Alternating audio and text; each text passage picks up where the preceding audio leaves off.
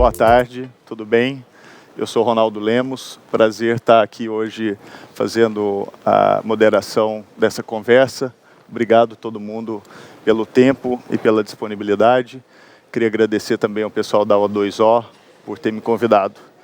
Vamos lá, eu queria começar primeiro pedindo para que cada um se apresentasse e falasse um pouquinho só sobre o que tem sido o desafio de implementação da LGPD hoje, né? A gente sabe que o ano que vem a lei entra em vigor, tem a possibilidade de ter um adiamento, né? Tem um projeto de lei com esse efeito.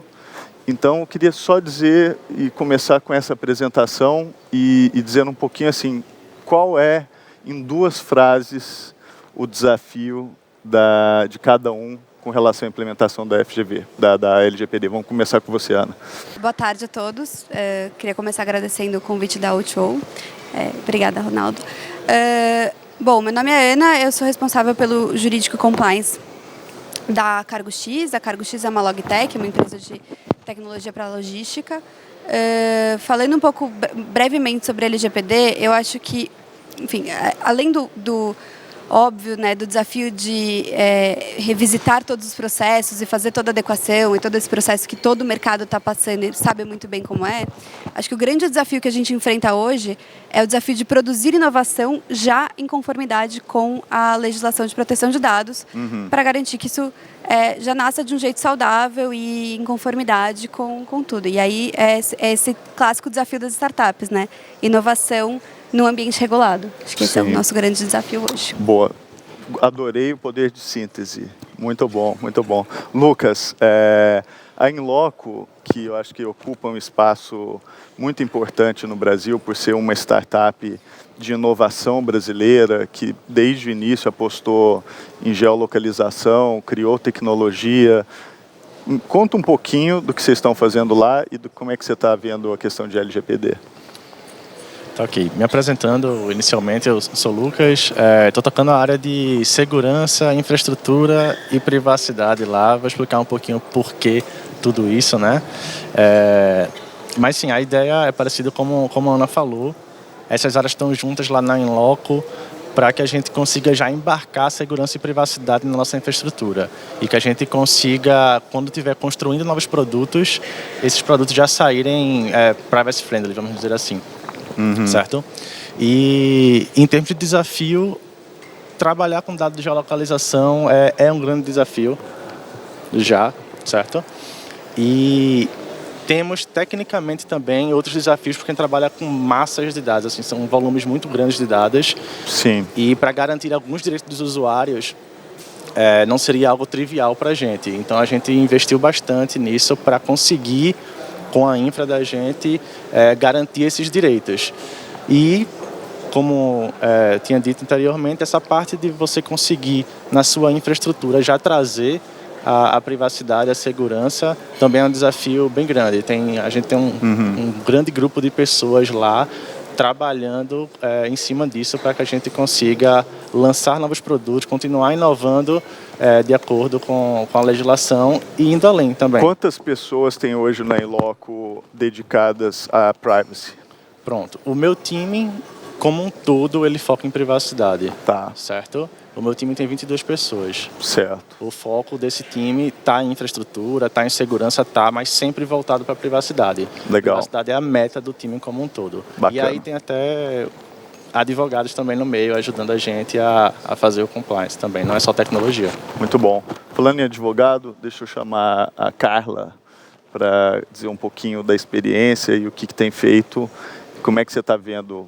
LGPD vai ter mais tempo para ser adaptada? O que você tem visto?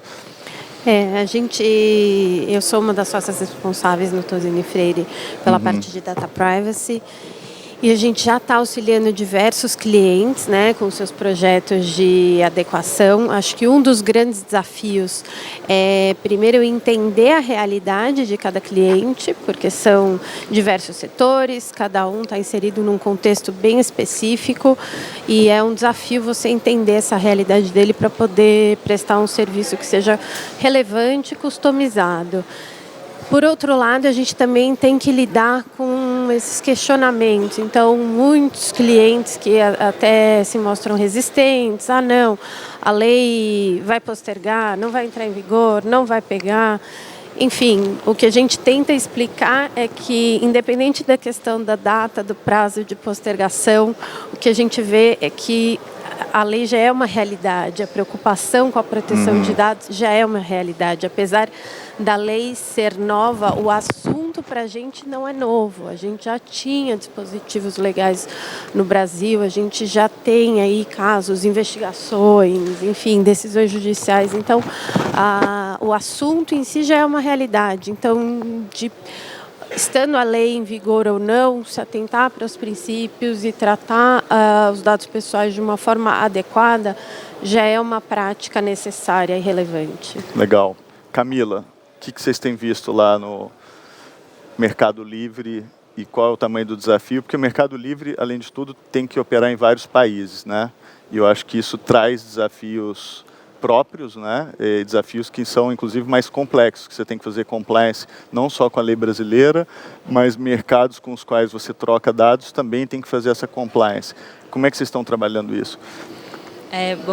Bom dia a todos, boa tarde a todos, é um prazer estar aqui, eu agradeço o convite da O2O também. Eu acho que esse é o principal, um pouco do que já foi falado aqui, do equilíbrio entre inovação e a Lei Geral de Proteção de Dados.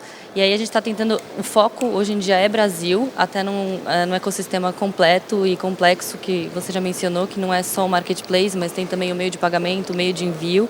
Então acho que esse é o maior desafio. Mas o que a gente está fazendo agora é se adequando à lei geral e focando no Brasil, mas querendo trazer essa cultura para a empresa como um todo. Alguns outros países onde a gente atua, como a Argentina, Chile, já tinham uma lei. A diferença é que a base legal deles é mais baseada no consentimento e o que a gente está fazendo é tentando trazer a realidade mais compliance possível e espalhando um pouco do que a gente está fazendo no Brasil para os outros países. Assim que a gente estiver completamente seguro de como a gente vai atuar no Brasil, o que eu digo com isso é, apesar da gente ter um projeto para implementar, a gente não sabe exatamente como que a autoridade vai atuar no próximo ano. Então, quando a gente tiver essa uniformidade de entendimento e conseguir atuar de uma forma mais tranquila, a ideia é cada vez mais ampliar isso para os outros países e o que a gente cria na empresa é uma cultura mesmo de privacidade, de tentar fazer com que cada novo projeto seja privacy by design, né? Legal. Então, é um pouco do que a gente está tentando trazer lá dentro. Bacana. Lá no nosso escritório, né, a gente tem ajudado muita gente a fazer compliance nessa área de privacidade, e uma das coisas que mais chama a atenção é que, dependendo do setor, o tempo demora muito, né? Cada experiência é um tempo diferente. E é isso que eu queria ouvir de vocês, porque a gente tem aqui uma grande diversidade de setores. Por exemplo, Lucas, quanto tempo a Inloco está trabalhando com essa questão e quanto tempo você acha que você ainda vai levar para fazer compliance com a lei? Boa. A gente já se preocupa com privacidade faz um tempo, certo? Mas a legislação, quando ela veio, ela trouxe algumas coisas que a gente não estava fazendo. Então, a gente precisou se adequar, sim. A gente está nesse processo de adequação ainda. Então, assim, algumas coisas a gente já fazia, já existia, a gente já tinha essa preocupação. Outras a gente teve que começar a fazer quando a legislação saiu. E esse processo aí vai desde que, na verdade, um pouco antes da legislação sair, porque ela já tinha GDPR, sim, então sim. A gente já começou a se adequar, porque a gente está expandindo também internacionalmente.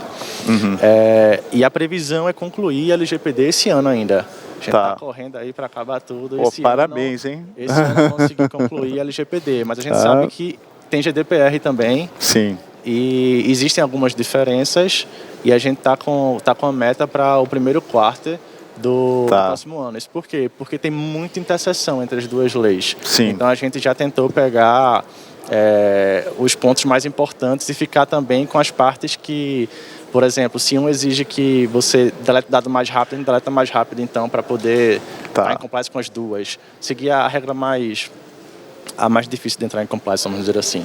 Então, esses são os nossos prazos e nossas metas que a gente tem. Legal. Ana, sua experiência é parecida, diferente?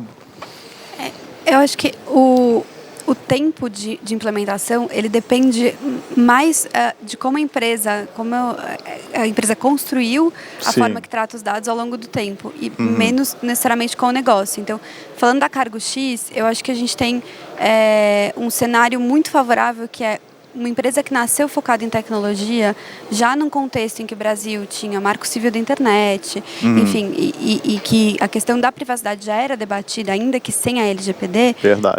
A gente já nasceu tomando certos cuidados. E isso facilita muito o processo de adequação. É lógico, né, puxando o gancho do que o Lucas disse, realmente, a LGPD inova na forma de estruturar dados, na forma de como você vai ter que disponibilizar isso para o usuário. E esses são desafios que a gente está endereçando agora. Mas, de uma forma geral, como já existe esse cuidado, nada é uma novidade ou uma grande... não é disruptivo fazer essa adequação. Então, ele é um processo tranquilo. Falando de tempo, processo que a gente já vem tocando algum tempo na companhia, nossa expectativa é estar em conformidade no início do ano que vem.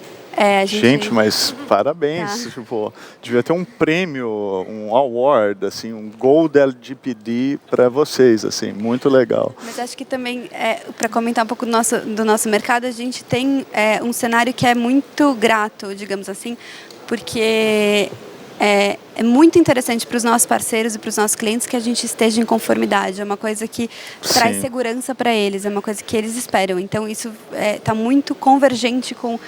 a obrigação legal vem muito convergente com os interesses desse mercado. Legal. Então, enfim, a gente está num cenário confortável. Faz sentido. E se você não está compliant, você vai começar a perder cliente, certo? Porque eu sempre gosto de dizer que a LGPD ela tem um efeito de dominó, né? Porque quando você faz o processo de compliance, você passa a exigir que parceiros, fornecedores também façam e, por sua vez, aqueles com quem você trabalha começam a exigir que você também tenha feito. Então, essas leis de privacidade, elas têm um efeito literalmente de dominó. Isso está no design da lei, né? Então, acho que faz todo sentido e ser ambicioso com relação ao prazo é importante porque você, em algum momento, vai começar a perder cliente. Isso, obviamente, divide o mercado em duas camadas, né? Uma camada de quem já fez o processo de compliance, que está num outro patamar, e quem não fez e que vai ficar cada vez mais marginalizado. Então, é interessante ouvir a experiência de vocês e ver que vocês estão super ambiciosos com relação ao prazo. Inclusive, deixa eu perguntar para a Camila, Mercado Livre é uma operação complexa, certo? Uma operação que leva muito tempo. Qual que é o horizonte para vocês de compliance? A gente, apesar de ser uma coisa, como eles já falaram, que é uma coisa antiga, não é um assunto totalmente novo, alguns detalhes, vamos dizer assim, da LGPD são coisas que a gente começou com um olhar diferente. Até nessa questão que você falou agora de fornecedor. A gente sempre se preocupou, talvez até com uma questão mais contratual, fazer uma auditoria, mas agora a gente está mais intenso nisso, vamos dizer assim. A gente está querendo criar uma educação de privacidade mais forte dentro da empresa. Então, a gente está fazendo eventos com os fornecedores para mostrar para eles o quanto isso é importante. E dentro de casa foi também uma descoberta, assim, não ver o dado só como uma coisa que já está dentro do ambiente, mas começamos a ver como um ativo, então como uma oportunidade também. Mas como você disse, é super complexo, a gente imagina também ter uma V1 para o começo do ano que vem, mas eu chamo de V1 porque a gente tem certeza de que ao longo ter a NPD, ter as primeiras interpretações e ter tudo isso, a gente vai ter que reformular o projeto várias vezes. Então a gente também tem um time do jurídico muito junto com segurança da informação, flexível e trabalhando nas possibilidades que a gente acha que existem agora e que a gente sabe que vai surgir, porque a gente acha que não é uma coisa cravada em pedra. O dado vai ser uma coisa que a gente vai acompanhar muito e usar muito acho que a solução que a gente vê é acompanhar a parte de tecnologia, assim. Porque só o fator humano vai ser, acho que, falho para acompanhar esse fluxo imenso de dados que a gente tem lá. Legal. Vocês têm um prazo? A gente tem um prazo para estar compliance, que eu digo a V1 Q1 do ano que vem. Tá, gente, mas tá. Meu mas Deus. como eu disse, é uma V1, a gente tem certeza que vai ser aquele primeira versão do contrato, que a gente vai com certeza mexer ainda ao longo do ano. Sensacional. Na nossa experiência lá no escritório, eu já vou perguntar também a visão da Carla, a gente tem clientes de alta complexidade que vão chegar em agosto de 2020 e não vão ter terminado o processo de compliance. para esses clientes, a gente fala, olha, o importante não é você estar compliant em agosto, é você ter um roadmap pronto e você demonstrar que você está executando esse roadmap. Mas, por exemplo, clientes nossos na área de saúde, em que são dados sensíveis, muitas vezes você tem empresas complexas que têm 80 CNPJs, 40 unidades de negócio, assim por diante, e vão chegar em algum momento e você tem que ter um roadmap ali. E muitas vezes é impossível dentro desse prazo, porque lembrando, a GDPR deu 2 anos para adaptação, mas o baseline já era extremamente elevado, né? A gente já tinha a diretiva europeia e a partir dali a GDPR foi construída. O Brasil não, a gente saiu de um nível muito baixo, onde privacidade não era algo regulado de forma abrangente, para um modelo compatível com o GDPR e deu 2 anos para as empresas. Então, esse prazo é pequeno. Qual que é a sua visão, Carla? A gente tem visto um cenário muito mais parecido com o que você descreveu, então realmente é uma surpresa também, né? Ver empresas que já estão bem próximas da conclusão desse projeto, porque a maioria dos nossos clientes, o que a gente precisa fazer primeiro é o que a gente chama do mapeamento, né? Fazer todo esse entendimento do que a empresa tem de dado pessoal e do que ela faz. Então, um olhar para os processos da empresa com esse viés relacionado aos dados pessoais, que até então era uma cultura que inexistia, pelo menos na maioria das empresas que são nossos clientes. Então, só esse trabalho de entendimento que você precisa ter para daí sim poder dizer o que a empresa precisa fazer, ele já leva um bom tempo. Você depende de informações que cada área das empresas vão passar. Então, isso às vezes a gente tem aí clientes que já estão há mais de 6 meses nesse processo e muitas vezes ficam batendo cabeça tentando entender para construir como são os seus fluxos, como são os seus processos em relação ao tratamento de dados pessoais. Aí sim, tendo esse entendimento, como você mesmo disse, dependendo da complexidade da empresa, a gente vai ter que trabalhar com prioridades também. Então, né, vamos definir esse roadmap. Quais são os pontos mais sensíveis? O que a gente já pode começar a ajustar, né, que seria um risco maior? E depois vamos adequando aos poucos os outros processos. Mas realmente são aí cenários, empresas que muitas vezes são extremamente reguladas e que, surpreendentemente, a gente se depara com um cenário assim de zero entendimento em relação ao que é feito com um dado pessoal. Então, é um desafio muito grande. Até aproveitando e para testar se vocês estão prestando atenção, quem aqui é advogado? Todo mundo olhou. Estou vendo. E quem aqui é de startup, empresa, membro da O2O? Quem é advogado e membro de startup, empresa? Tá bom. Bom, já vi que vocês estão prestando atenção, muito obrigado. E voltando agora para o Lucas aqui, eu queria saber o seguinte, um dos desafios também é exatamente isso que a Carla mencionou, é como é que você monta o time, né? E é engraçado porque muitas vezes é uma batata quente, né? Você chega na empresa e fica um tentando jogar para o outro, fala, não, eu estou muito ocupado, então passa para o compliance. Ah, não, o compliance não dá, vamos passar para o TI. A TI não tem a menor ideia do que vocês estão falando. Como é que vocês montaram um time na iLoco? Boa pergunta. Ou não montaram? Não, a gente montou. Aí, o que aconteceu que foi essencial ao meu ver, certo? A diretoria da empresa apoiar o projeto. Tá. Assim, a gente já fazia isso, já se preocupava com o dado, mas o processo de compliance, ele é um processo mais oneroso. Sim. Então, assim, a gente precisava que a diretoria comprasse a ideia, dizesse, não, a gente vai sim.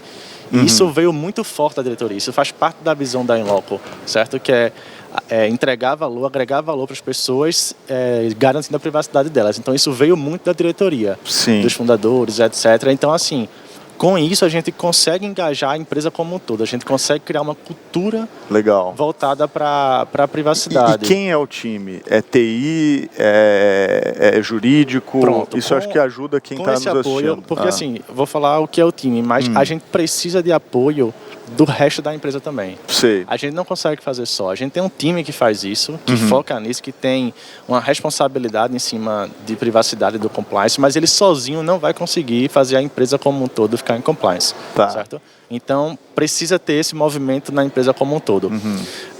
E o time, o que é esse time?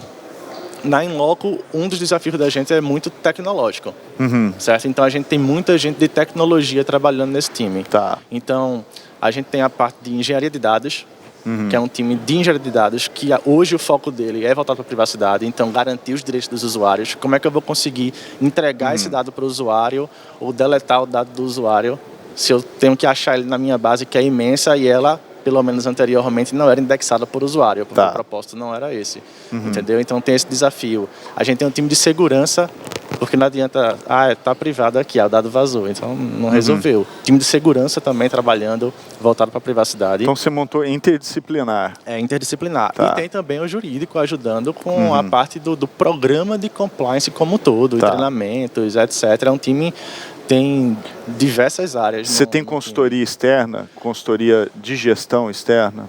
Pronto, vamos lá.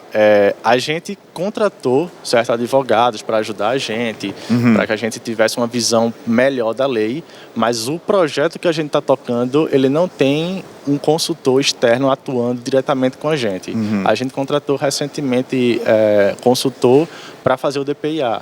Tá. Então ajudou bastante.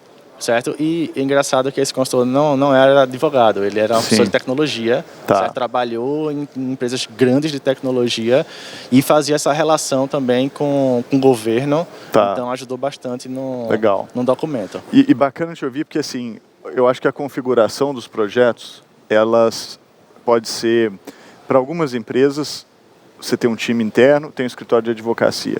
Em outros casos, você tem time interno, escritório de advocacia, e uma consultoria. Em outros casos, você tem time interno, escritório de advocacia, consultoria e consultoria de TI, de segurança da informação. Eu diria que 60% dos projetos trabalham só com escritório, por volta de 30% trabalham com escritório e consultoria, e aí o restante um mix, envolvendo também uma consultoria de TI, etc. Queria ouvir o Mercado Livre. Que vocês têm feito? Internamente, a gente também tem uma equipe multidisciplinar, a gente criou um comitê com diversas áreas, acho que os principais players desse comitê são o jurídico e a segurança da informação. Tá. A gente tem um escritório externo também auxiliando a gente. E estamos com um software hoje interno, mas que a gente quer contratar um externo também para ajudar no mapeamento dos dados. Legal. E essa questão de consultoria técnica, hoje em dia a gente usa equipe interna, mas a gente já tem sentido falta ao longo do tempo de uma consultoria externa para apoiar e intensificar a execução do projeto. Acho que muito, a gente repete muito isso internamente, de que não é um projeto só do jurídico, é impossível fazer do jurídico sozinho. Concordo. Assim. A gente precisa muito, principalmente de segurança da informação. Assim, e acho que a gestão, muitas vezes, a consultoria ajuda na gestão, né? De cobrar o prazo, fazer um project management. De ser um PMO mesmo, né? Exatamente. É essencial. A gente não tem essa consultoria técnica externa, mas a gente tem sentido falta disso agora. E é essencial para tocar o projeto. Assim. Eu acho que em muitos casos não precisa, porque às vezes a empresa está bem estruturada, exatamente.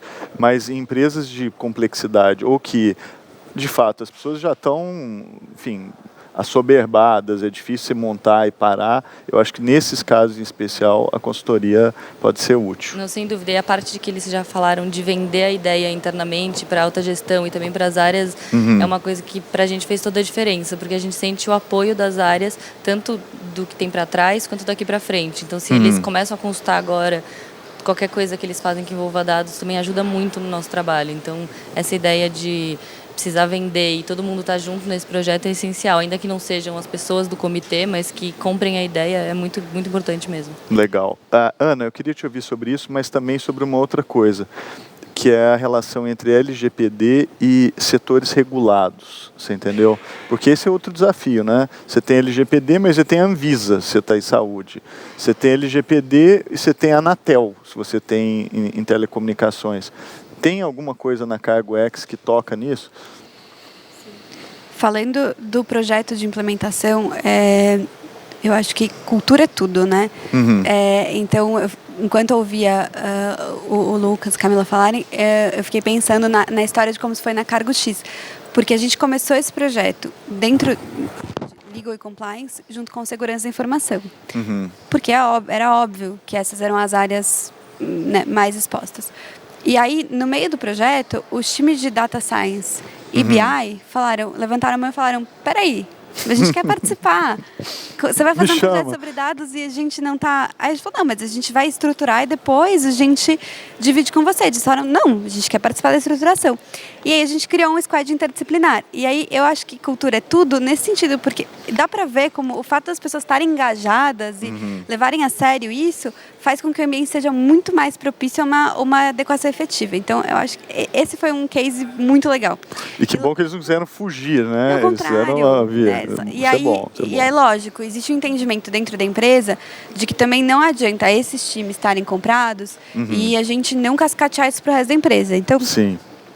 Nesse projeto a gente traz para dentro também sponsors de cada uma das áreas que no nosso data mapping foram identificadas como áreas que tocam os dados.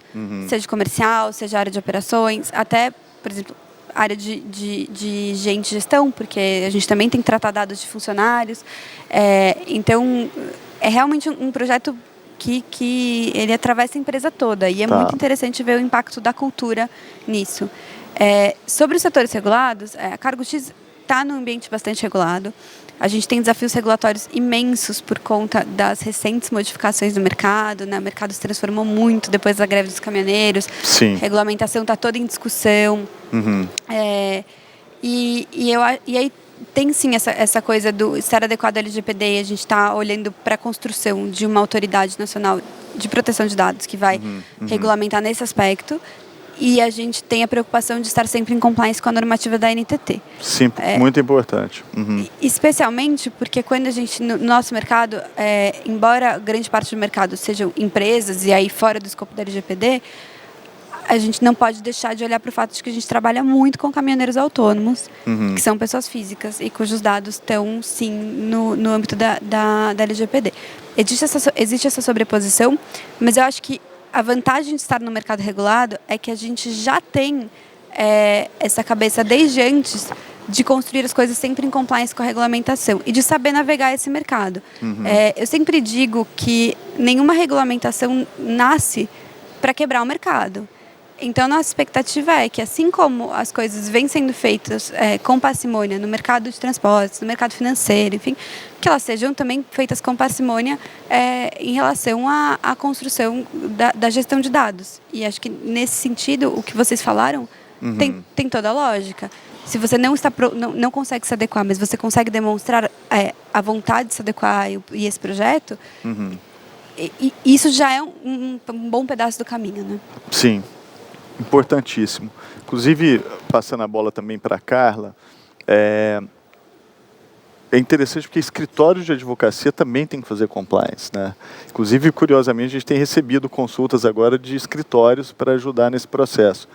Vocês já fizeram, iniciaram, porque há uma dificuldade, inclusive, de vender isso para os times internos. Você chegar para o seu sócio de tributário e falar, olha, queria te dar uma boa e uma má notícia, entendeu?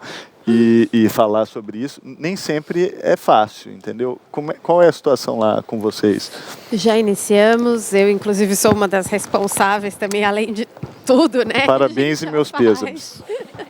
Mas não teve jeito, a gente também teve que contratar uma consultoria externa, uma consultoria que inclusive a gente costuma trabalhar também em parceria em alguns projetos, então tem uma boa sinergia. E foi...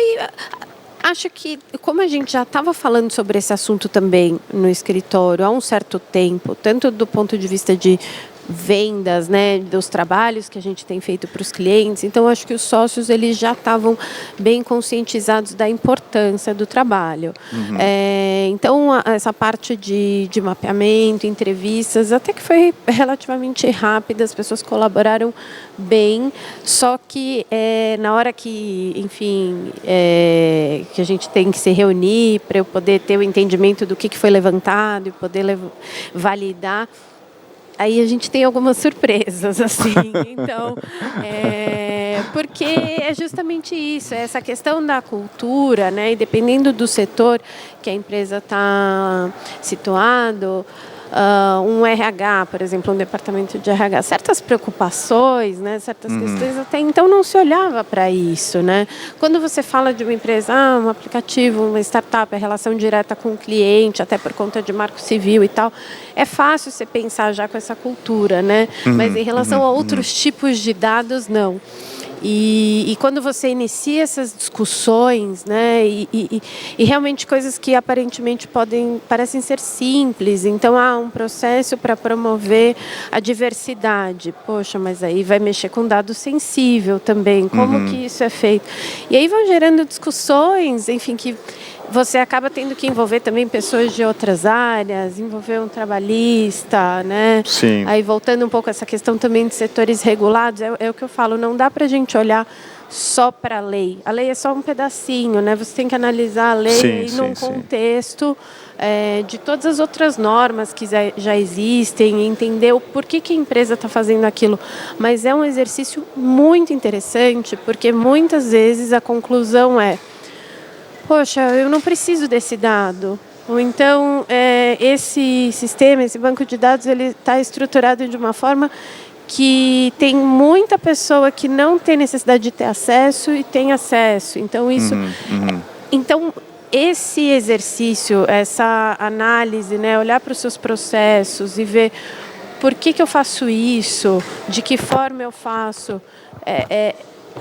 a empresa sempre vai acabar ganhando. Então, tanto a gente quanto o escritório também vai conseguir otimizar diversos processos com base nisso e até mesmo entender que em relação entre as áreas, então, a gente tem tributário, trabalhista, contencioso civil, alguns processos são bem semelhantes, então como é que a gente pode também replicar e colocar maior eficiência nisso, seja por meio de implementação de sistemas. Legal.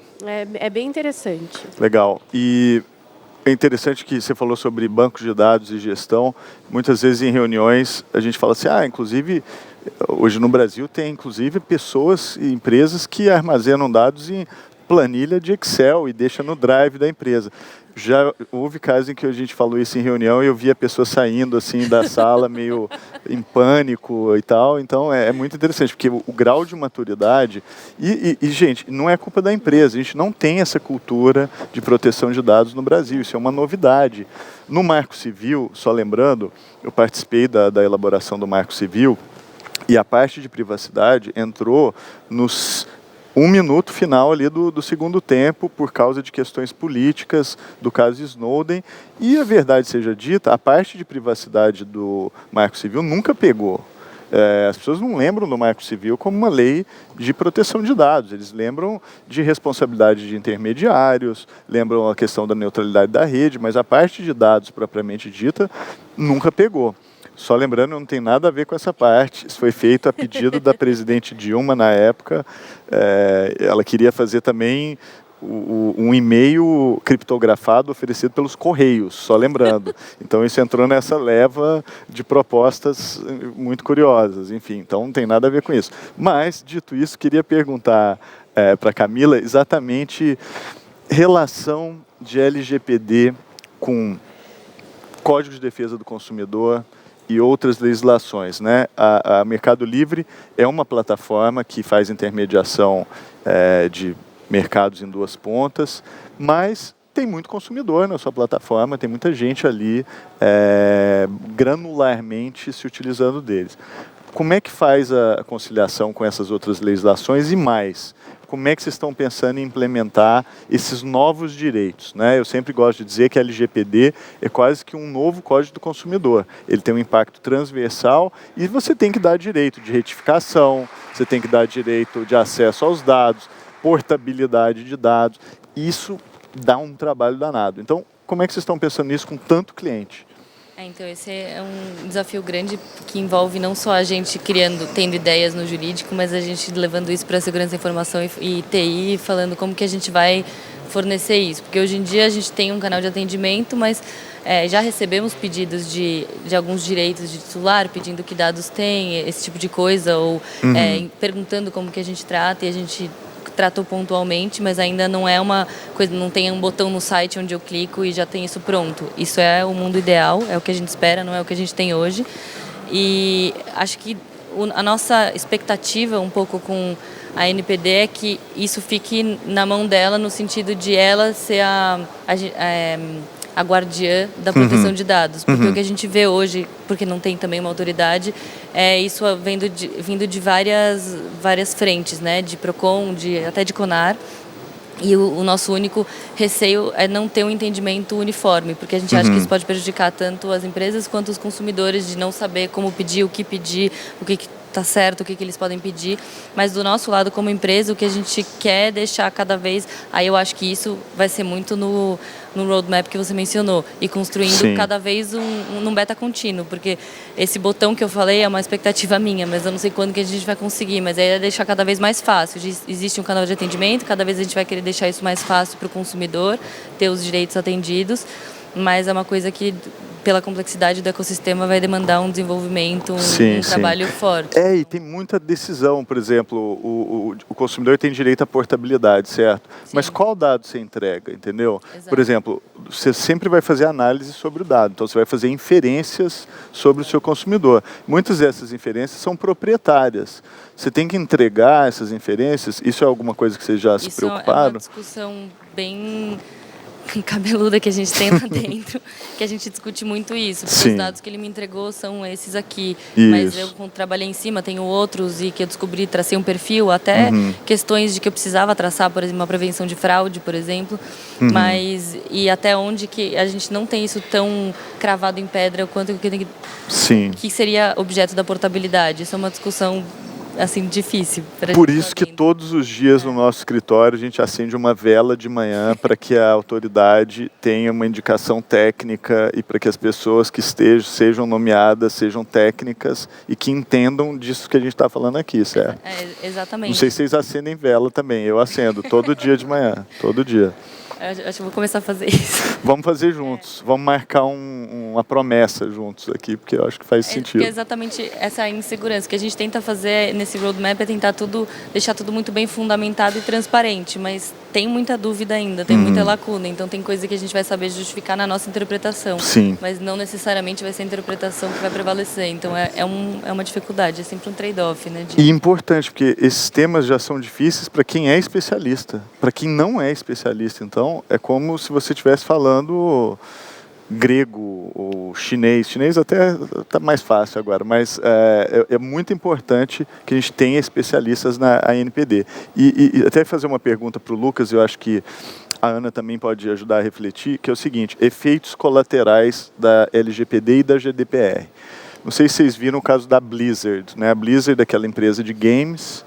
Eles ficaram envolvidos numa disputa política por causa dos protestos de Hong Kong, na China.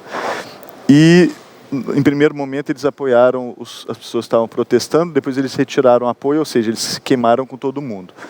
E quando eles tiraram apoio aos protestos em Hong Kong, os usuários na Europa começaram a usar a GDPR como tática de represália à empresa. Então eles começaram a se coordenar na internet para fazer pedidos de acesso aos dados, como se fosse um ataque de negação de serviço, só que usando a GDPR para que a empresa fosse obrigada a processar aquele pedido, fazer listas dos dados, etc. Isso é uma realidade, porque esse direito vai estar aqui no Brasil também. Então, minha pergunta é, se os seus clientes ou se os clientes de uma empresa qualquer se revoltam com aquela empresa, vão usar a nossa LGPD como tática de harassment ou tática de represália com relação à empresa? Isso é algo que já passou na cabeça de vocês? Com certeza. Vocês pensam em tudo, é incrível, é demais. A gente tem um desafio lá que a gente pensa muito nisso. Por exemplo, teve um caso também que fizeram os direitos dos usuários para você poder puxar os dados e tinha o namorado pegando os dados da namorada porque ele pegou a senha. Então ele conseguia escutar tudo que o Alexa lá ou o Google Home falou, entendeu? Então assim, existem esses casos, a gente tem que se proteger quanto a isso. A gente sabe que localização é um dado que diz muito sobre a pessoa. Então a gente tem que garantir que o usuário que de fato está solicitando o dado é ele. Então isso é um desafio. Por quê? Porque a gente não identifica o usuário. Eu não tenho o nome dele, o e-mail e uma senha que ele vai poder colocar lá para puxar os dados, certo? Então como eu garanto isso? E isso é feito através de tecnologia. a gente faz match de trajetória, a gente aplica uma série de tecnologias por trás para garantir que o usuário é ele mesmo, um processo de autenticação, certo? Anônimo, para daí sim poder entregar um dado para aquele aparelho, aquele usuário. Então a gente pensa nisso sim, e eu acho que é importantíssimo pensar, tanto no direito dos usuários, né? Você não receber um DDoS, que é um ataque de negação de serviço, porque muita gente está pedindo, você tem que criar aquilo de uma forma estruturada, automática e que consiga receber a demanda que pode vir a surgir, quanto também você identificar corretamente o usuário. Isso. Você conseguir autenticar ele da forma correta, garantir que ele é ele, para aí sim entregar o dado para ele ou fazer a portabilidade, que seja. E eu acho que mais cedo ou mais tarde a gente vai ter que pensar em litigância de má-fé com base na LGPD também, né? Porque, de fato, isso desemboca em custos e se a pessoa está usando aquilo não porque ela está interessada no dado dela, mas como uma forma de gerar uma liability, coisas do tipo, acho que a gente tem que estar preparados para isso. Eu sei que a Cargo X é um pouco mais business to business, né? Mas isso passa também pela cabeça de vocês? Sim. Quando você falou sobre o uso perverso da LGPD, me veio logo à cabeça os ataques de DDoS, né? Isso não é novidade para nenhuma empresa de tecnologia. Fato é que se um grupo de usuários, ou precisa, né, ou um usuário mal intencionado quiser lesar o negócio, tem várias formas por meio das quais ele pode fazer, e isso faz parte a gente se proteger disso faz parte do negócio. Mas eu fico pensando que a resposta-chave para essa pergunta é propósito. Sim. Exatamente isso que você falou, né? A gente tem que pensar, então, se há aqui litigância de má-fé, por exemplo. Qual que é o propósito da lei? O propósito da lei é proteger os usuários. O propósito da lei não é criar uma ferramenta de ataque às empresas.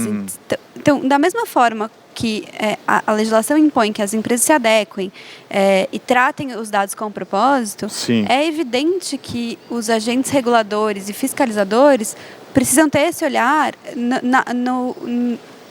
em relação às solicitações que são feitas. Então, um usuário que faz a solicitação com o propósito de saber sobre os seus dados, e de se proteger, enfim, lógico, isso faz todo sentido. Usar isso como uma tática de vingança não deveria ser permitido pelo mercado, nem pelos agentes reguladores, porque é uma perversão do propósito da finalidade da lei. E lógico, acho que um dos grandes desafios é o que o Lucas falou, garantir que, porque um dos grandes usos perversos é esse, né? Você utilizar da prerrogativa de pedir o dado para pedir um dado de terceiro. Então, um dos grandes desafios da adequação é garantir que se conhece o dono do dado e autenticar que é ele que está pedindo. Mesmo sendo B2B, a gente acaba tocando uma série de dados pessoais, e essa é uma grande preocupação, em como estruturar esses dados e autenticar. Mas talvez no nosso negócio seja um pouco mais fácil porque a gente conhece os donos dos dados, via de regra. Legal. A gente está quase chegando ao final. Eu vou começar a fazer o nosso fechamento com a seguinte pergunta, e vou começar até pela Camila. Acho que o drama no Brasil hoje é muito também vazamento e enforcement, né? Uma das preocupações que também ainda não acendi nenhuma vela, mas pretendo acender, é de que quando a autoridade for implementada, ela tem um efeito como o CAD teve para questões de violações de direito econômico, em que o CAD, muitas vezes, o judiciário defere ao CAD as decisões e tem um respeito muito grande ao que o CAD faz, enquanto corpo especializado técnico. No Brasil, muitas vezes a gente tem um enforcement que é descentralizado. Você vai ter a autoridade, mas você tem Ministério Público Federal, Ministério Público Estadual, você tem cada um dos seus clientes como um agente de enforcement, você tem os PROCONs e assim por diante. Como é que você vê essa questão e como é que essa questão, por exemplo, de vazamentos, prevenção a eles e o enforcement está hoje no radar do Mercado Livre? Tá, bom, vou em partes. A parte da descentralização dessa autoridade é uma coisa que preocupa muito, porque a gente já vê a atuação de outras autoridades, como você já falou, de Ministério Público, PROCON, a gente já viu alguns casos de PROCON, de CONAR. Então, a gente tem a esperança de que quando você der uma vela, a autoridade chegue e ela tome para si e que isso seja um tema mais uniforme. Sim. Porque acho que vai facilitar a atuação das empresas, até e por isso a importância da NPD ter ter componentes muito fortes, muito técnicos. Até a gente, pela O2O, a gente já se manifestou nesse sentido para que muito importante, com características que a gente espera de quem esteja lá dentro. E também, outra coisa que a gente espera é que no começo a autoridade atue um pouco mais como não tão punitiva, mas um pouco mais consultiva, porque acho que está todo mundo tendo alguma interpretação, suprindo as lacunas da melhor maneira possível, mas a gente não sabe qual vai ser o jeito correto, o jeito que se espera. Então, esse eu acho que é um desafio. E do nosso lado, o que a gente tem feito é um roadmap justificando cada uma dos fluxos, por que a gente está fazendo dessa forma, qual a base legal que a gente está utilizando, e ao mesmo tempo conscientizando as áreas o que você falou do Excel foi interessante, porque é uma coisa que parece brincadeira, mas a gente vê acontecer. É seríssimo, é seríssimo. E a gente começar a conscientizar cada projeto, como que você vai passar isso? Tá bom, tem o contrato, a gente fez aqui, como você vai passar isso para outra parte? Você já falou com segurança da informação? Então é um trabalho de formiguinha também, porque tem treinamento, tem tudo, mas ainda assim a gente repete cada vez. Você já falou, como que você vai passar? Tem segurança? Quem vai receber? Quanto tempo vai ficar? Que empresa que é? Já fez auditoria? Então esse trabalho que a gente tem feito, e claro, tem um fluxo de incidentes, porque por mais que a gente faça, pode acontecer. Então quando isso acontecer, o que a gente vai fazer? Quem são as pessoas que devem ser procuradas? E deixar isso muito claro, porque a gente sabe que na hora do desespero, se não tiver muito claro, cada um fez uma coisa. Então, essa estrutura, na nossa visão, é muito importante. E por isso que precisa de um entendimento uniforme, porque se a gente não tiver um incidente pronto, um entendimento, acho que vai ficar muito patinando. Muito bom. Então, é isso que a gente tem feito. Muito bom. E você sabe que quando a O2O acende a vela, o santo ouve mais, né? Tomara. Muito importante. Carla, vou só pedir para ser super breve, porque a gente tem 3 minutos, vai ter 1 minuto para cada. Acho que a minha preocupação é justamente em relação ao timing da estruturação da autoridade versus uma potencial aí judicialização, uma vez que a lei entre em vigor. Porque a gente sabe que mesmo na Europa, as autoridades aí levaram algum tempo, quando o GDPR entrou em vigor, elas já estavam estruturadas, mas, enfim, levou um tempo até que as multas efetivamente saíssem. Então, eu tenho um receio que a judicialização acabe querendo tomar um lugar que não vai emitir decisões tão técnicas como a NPD teria o potencial. Poderia fazer, né? Então, o timing da estruturação, eu vejo aí uma questão bem relevante. Concordo. Obrigado. E você? Sobre descentralização, eu compartilho os sentimentos da Camila. Acho que é super importante a gente ter um corpo técnico qualificado para dar diretrizes, para mais do que fiscalizar, dar diretrizes, porque tem uma série de espaços interpretativos. Então, essa é uma preocupação. E com relação à falibilidade das estruturas, acho que é um pouco isso. A gente precisa também estar preparado para errar. Eu acho que faz parte também da cultura de empreendedorismo estar preparado para errar, saber lidar com, se falhar alguma coisa, se tiver uma interpretação nova, como é que a gente se organiza. Enfim, acho que isso tudo nesse contexto de ter boas... eu acho que eu sou uma pessoa otimista, não sei em relação a isso, mas eu tenho boas expectativas em relação à construção desse roadmap regulatório com uma agência. Eu espero e compartilho das velas aqui de que venha uma agência muito bem formada, com um corpo técnico bem estruturado e que com isso o mercado consiga fazer uma adequação saudável, com propósito, não para o lado do mau uso, mas para o lado do propósito da lei. Obrigado, Ana. Sou otimista também, tá? Estamos juntos. Lucas, enforcement. Concordo com ela, é certo. A NPD, a gente espera que traga boas práticas mesmo. A GDPR, existem vários órgãos, né, em cada país lá, e eles fizeram diversas pesquisas, detalharam as definições do que é anonimizado, pseudo-anonimizado, hash, criptografia, pode, não pode, é anônimo ou pseudo-anônimo. Eles trouxeram todo um estudo sobre a lei, sobre o que está por baixo da lei, que aqui no Brasil a gente não tem. Então, assim, é importante que a NPD traga as boas práticas e diga, detalhe melhor o que é cada uma daquelas coisas que a gente tem na lei, né? Traga jurisprudência sobre o assunto, eu acho bem importante. E sobre vazamento de dados, a gente se preocupa bastante com isso porque, novamente, localização é um dado que diz muito sobre o indivíduo e a gente está num trabalho de anonimizar todo o dado. Nosso dado hoje ele é pseudo-anônimo, certo? A base principal de localização, a gente tem bases anônimas hoje também, e a ideia é anonimizar tudo isso. Mas sim, fora isso, que é caso o dado vaze, ele não identifica ninguém, a gente tem que ter um trabalho de segurança para impedir que vaze, certo? Um trabalho preventivo, e tem também que se ter o plano de resposta a incidentes, para que caso ocorra, a gente trate o vazamento da melhor forma possível. Fundamental. Eu gosto sempre de dizer que as primeiras 24 horas depois de um incidente de vazamento de dados são determinantes para definir a responsabilidade depois da empresa ou não. Então, ter esse plano de contingência é muito bom. Gente, a gente chegou ao final da nossa conversa. É muito bacana. Eu adorei ouvir a posição e a visão de cada um de vocês. E, por favor, me ajudem a agradecer essas pessoas incríveis por essa conversa excelente. Muito obrigado. Obrigado.